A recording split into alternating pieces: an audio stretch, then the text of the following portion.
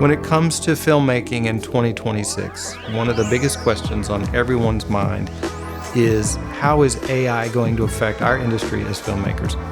How much of it is going to replace what we do? Are we going to have fewer jobs? A lot of fear, a lot of worry, and I understand that. I don't have a crystal ball. I've been a filmmaker a long time, but I recently worked on a project where we used AI for an important part of the project, and I wanted to show that to you and share some behind the scenes of how we used it. So I'm going to share the director's cut of a video that we created for Marsh Furniture. It's a brand piece to celebrate their 120 years in business. That's quite a milestone. They're located in North Carolina, but they are one of the oldest furniture manufacturers in the country. So I'm going to show you this piece. I'm going to come back and show you behind the scenes of how we did it.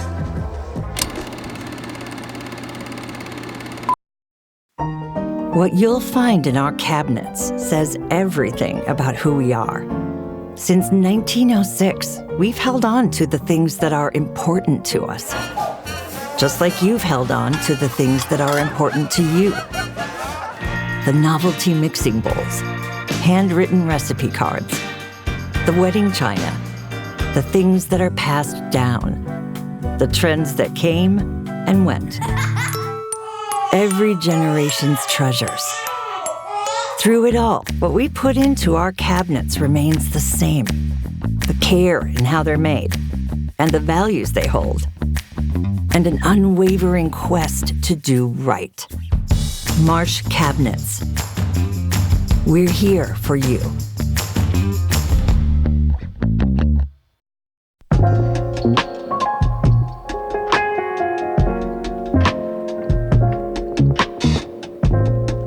So from the very first time I saw this concept from the agency Avenir Bold in Raleigh, North Carolina, I loved it.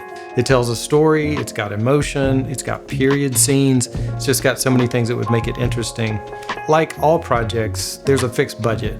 And so I started to look at 4 different ways that we could pull this off. The first option was to shoot on an LED wall. I've done this before. There are several studios around the country where there's an LED wall that you can put your background scene into, and then you shoot the foreground elements, and what you see is what you get into camera. And it's a great way to do it, but it was out of budget. There was a lot of travel, the studio expenses and fees just wasn't going to work. So the second option was to create all of the scenes in a studio and film that way. So I started to work that out logistically. Our department would have had to create everything, source everything, and then we started to look at how many of those could we shoot in a day. And I realized that that was going to be out of budget as well. So a third option was to create every scene using AI. I dabbled in this, but in just working that out a little bit, I didn't have the confidence that we could do that. It was unpredictable in trying to get exactly what I wanted, going through the iterations of the prompt. It just didn't seem like it was going to work. So option 4 was to shoot foreground elements like the cabinet and talent and enough period pieces for each scene, and then shoot them on a green screen and composite that in. And that's what we did.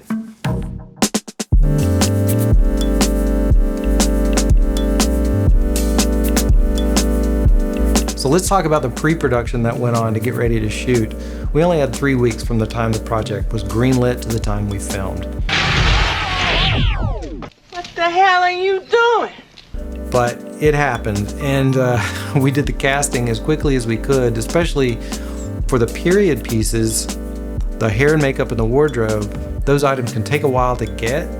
So we needed to know what sizes were available and marry them up with the folks that were cast.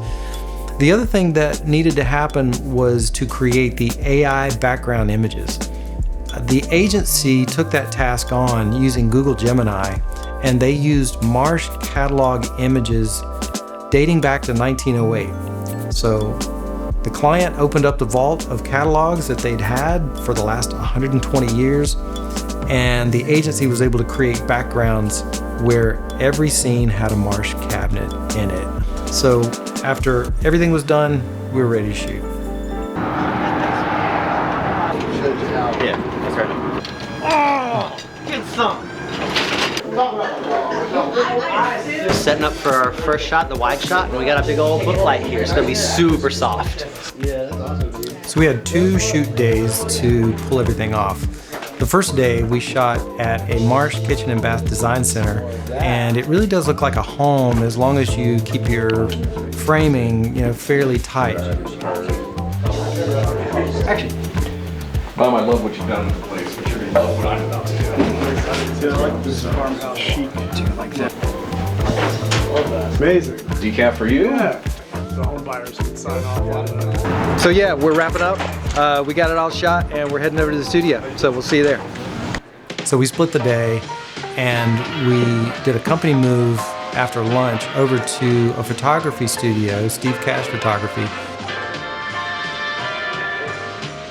And we filmed the 1920s scene. This is actually from the 1920s. It's been fun shopping for this.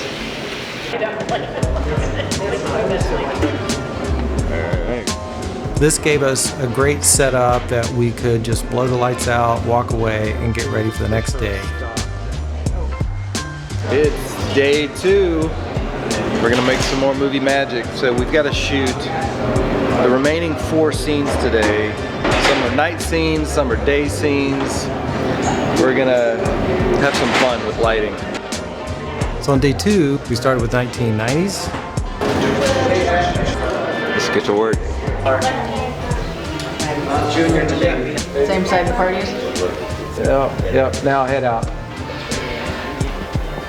So in almost every one of these scenes, I would take the card out of the camera and take the most recent clip into DaVinci Resolve and do a quick composite just to see how it was sitting together and whether or not we needed to make any lighting changes. Right, like for me. And then we shot our 1906 scene.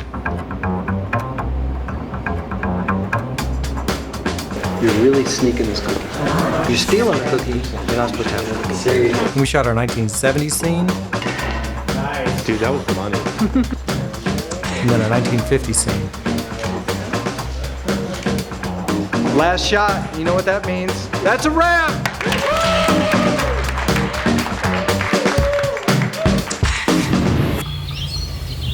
So the next day, I got right into editing. I wanted to see it come to life. So I copied the footage and jumped into DaVinci Resolve. I was a little worried about several things. Would the green screen keys be clean enough? Would the color be right for the different periods in time? Honestly, I knew that DaVinci Resolve was amazing when it came to pulling keys. The question is, could I do it? I worry way too much. I spent my time mainly in the Fusion page going deep into the details of the key. D-spill, core mat, edge mat, all the things I had no idea about until this project. In the end, that part went really well. Where things got interesting was working with the backgrounds. It was time to start refining them and working with the AI engines to make changes. I spent less time creating and more time just bleeding hours into a prompt box. I had no idea how much time that part was going to take and how frustrating it would be. But it worked. Finally. Some things worked great, like changing cabinet color, adding or removing objects, or changing lighting. Where I started pulling my hair out was creating video clips. I wanted to add movement to a couple scenes to add some visual interest and not have the backgrounds be so static. I mean, how hard could it be? I started in Gemini and realized quickly that wasn't going to work. I could generate only 5 videos per day. 5 a day? Really? So I switched to Flow. It's credit-based and it has a much better interface. But the prompting drove me insane. No matter what I said in the prompt, I couldn't get the camera to stay locked down. This is really where I thought I was going to lose it. Do you understand the words that are coming out of my mouth? So I switched again to Runway ML. I had used it for something simple on another project because it can edit existing video clips. Even in Runway, it took several iterations, but finally, success.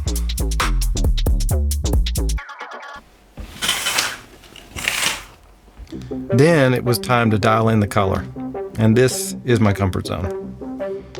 I referenced TV and films from each time period to dial in the looks. But even that had its challenges.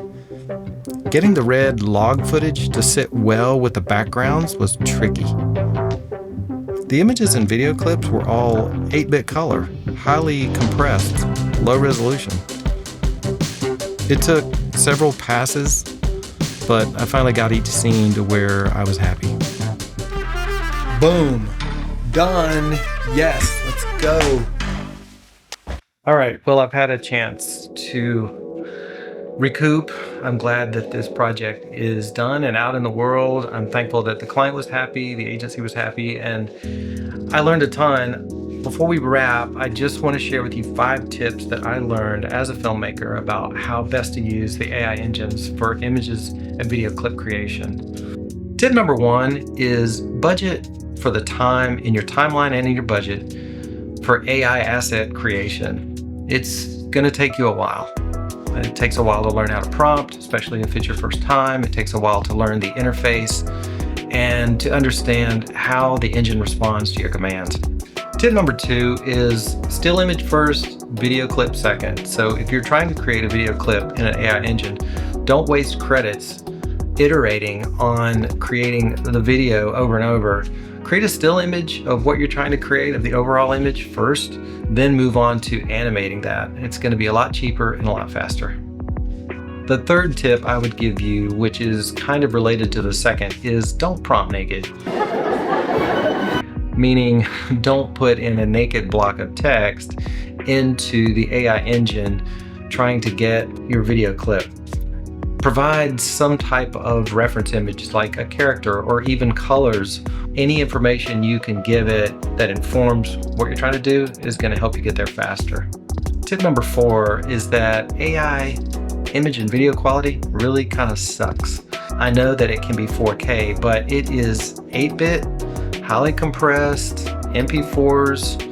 We're in the early days of the AI engine development, and that's all they're given right now. So if you're trying to get that to sit in a timeline with log footage or 16-bit red footage, that's going to be tricky to color grade and get it to look the same.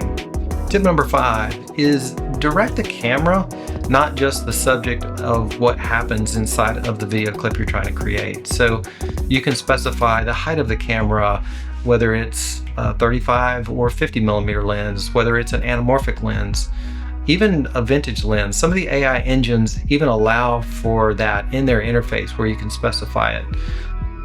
So to wrap things up, I'm thankful that I had this project and I'm thankful for what I learned. I don't worry so much about the AI engines anymore, taking my job. I see it as just one more tool that we can use as filmmakers to solve problems for our clients and to tell stories about real humans. It just gives us one more way of doing it and enhancing the story. So thank you so much for watching. I hope this was helpful, and we'll see you on the next one.